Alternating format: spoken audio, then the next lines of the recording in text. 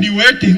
One of the key roles of the parliament is to pass laws for the good governance of Uganda. These are done through pre-legislative scrutiny of bills referred to committees of parliament. Uganda's parliament has had to overcome a history of colonial dominance and formulate laws that facilitate political, social and economic growth for the citizenry. To see this come to light, the sitting parliament has to play its role as a policy-making arm. As the 11th parliament embarked on its second session, on June 7th, the government said it would take the House 62 bills for legislation during the course of the year. How can he therefore determine? Records from Parliament, however, indicate that so far only 19 bills have been passed. Those that were endorsed by the House include the Social Impact Assessment and Accountability Bill, the Occupational Safety and Health Amendment Bill, the Public Amendment Bill, the Anti-Terrorism Amendment Bill, the Computer Misuse Amendment Bill of 2022, a private member's bill targeting online critics, which was moved by Honorable Muhammad Nsereko for Kampala Central and passed in September. However, the bill attracted debate and was not only subject to scrutiny, but as well was challenged by several civil organizations in the courts of law.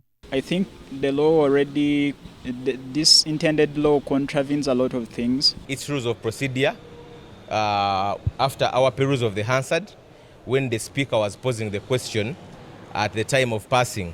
So creating limitations such as the ones that are being created under the Computer Misuse Amendment Bill of 2022 is a limitation on the enjoyment of the freedom of expression. It violates fundamental constitutional provisions which guarantee basic fundamental human rights. Set limitations on freedom of expression, and we all know that it's unconstitutional to overturn a decision of the court. With just 2 years into session, this parliament has received a lot of criticism for uncertainties. Parliament was taken over. Members of parliament were injured. Parliament we have cannot do that law. They are concerned with who is married to who is abusing their speaker. Among other businesses conducted, the House passed 28 resolutions, including the one passed in July, which saw the government giving a nod to the proposal to acquire 150,000 preference shares in Rocco Construction Company. A little over 200 billion shillings was to be spent on the acquisition. The opposition in the House criticized the deal, arguing that no room was allocated for debate on the matter. Protests then took center stage in November after a divided House authorized another resolution for the government to borrow 1.7 trillion shillings loans from Standard Chartered Bank and other financial institutions to finance the development and infrastructure budget for the financial year 2022-2023. Legislators criticized the loan for its high cost and poor terms of the agreement. Suspended for 5 minutes. The Vinci coffee deal took a toll on the integrity of the August House. The country was yet again thrown into another scandal after it emerged that the Ministry of Finance, on behalf of the government, signed a dubious deal with a private investor, offering a pack of tax incentives and a free ride into Uganda's coffee business. The deal caused widespread condemnation, and Parliament asked the Committee on Trade, Tourism and Industry to investigate the deal and report back to Parliament. During the investigations, different sectors, including several government officials and the majority of the sector players such as the legal minds, opposed the deal. To deal with the coffee alone, exclusively him, that means he's the one who is flouting paying taxes. That we want the clerk to Parliament to provide the record of the resolution of Parliament about the Vinci coffee deal. And Vinci. We want to get rid of the monopolistic tendencies and worries. We are worried about anything that has to do with coffee, a product of Ugandans. Parliament's Committee on Trade directed the government to terminate an agreement it signed with Uganda Vinci Coffee Company Limited. Parliament described the agreement as illegal and demanded that officials who committed the government to such illegalities should be penalized as a deterrent mechanism to stop similar occurrences in the future. After a heated debate, President Museveni revealed that he initiated the controversial coffee agreement signed between Italian businesswoman Enrica Pinetti's company and the government of Uganda. This brought about spotlight on the House questioning its powers and decisions. I asked her to look into coffee. After some time, she came back with a positive report that it was doable. I am the one who told her she did. If the president comes out and says that it is him to deal with the coffee alone, exclusively him, that means he's the one also taking that land. When a president comes openly to say that he is involved, we don't know how to approach him and how we're going to handle this. To make people poorer by encroaching on what brings in money in their pockets. Having seen and having heard and having read the resolution made by Parliament, at least would have respected that resolution.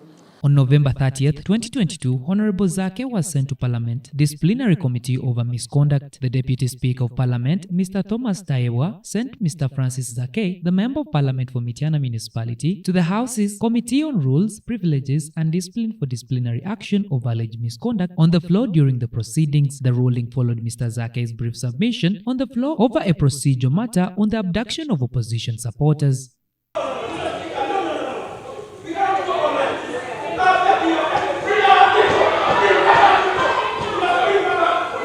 And the best way to handle this matter, it shouldn't be a matter for either opposition versus the NRM. When wrong things are going on in this country, I won't accept that. It's the reason as to why today I've said no, I will not do the usual. Number 3, as per Rule 175 of our Rules of Procedure, I refer Honorable Zake to the Committee on Rules for Discipline. This is not the first time Zake is being referred for disciplinary action. Earlier in February, the Mityana legislator was sent to the same committee by the current Speaker, Ms. Anita Among, who was then serving as Deputy Speaker over his alleged abusive tweets directed at her after stating that she insensitively handled his torture ordeal. The tweets later cost Zake his position as Commissioner of Parliament.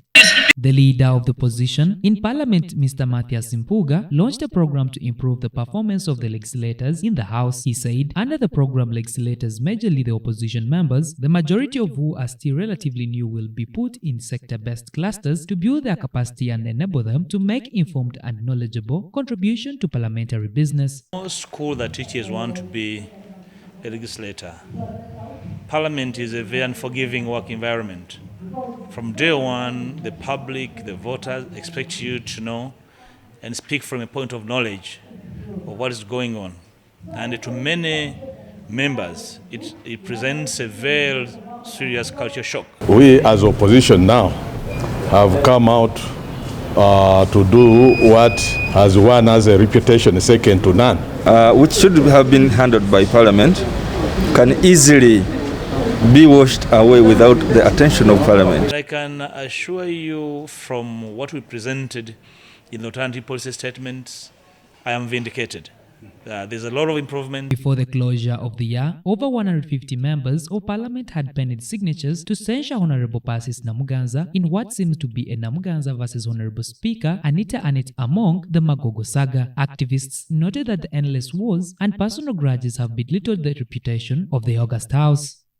In the future, I intend to move a motion against Honorable Magogo Moses and the Speaker of this House, Anita Among, for procuring a fraudulent marriage, which is turning into a personal fight in this House. To be censured because most of us have not talked about it. He says, Honorable Kabanda, show us evidence here that it is posted. Is allows a fellow who doesn't deserve any attention. General Speaker, no one is above the law. She was here distributing money, and Honorable Waliomu Moses is one of them who were distributing money. Is the honorable member in order to lie to this honorable house that I was given the money?